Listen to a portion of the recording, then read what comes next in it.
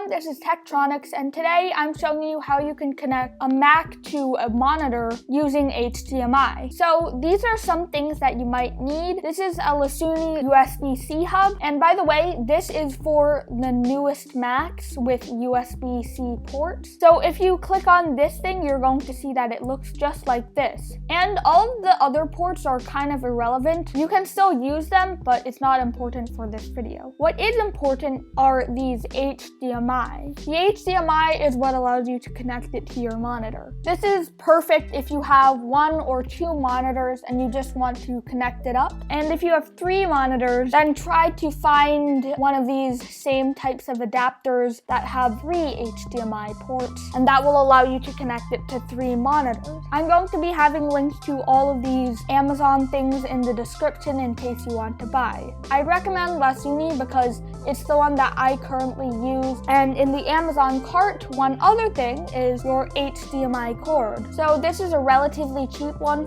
for 2 meters, and you can get a quantity depending on how many monitors you have. And after that, you can order your items, and when they come, what you can do is take the USB-C hub and plug it into the computer you're using. And then you can take your HDMI cord or cords and plug it into that USB-C hub and plug it into the monitor. If you have multiple HDMIs, then plug one into each monitor. And after that, it will automatically link up and they should all be displaying the same thing. But with 2 or 3 monitors, you want to have it so you can use your mouse to go in between the monitors. So what you can do to do that is go to System Preferences and then go to Display. Then you should see one display and then another display kind of on the side, and go to the arrangement thing. And what it should say is that it is currently mirroring the displays.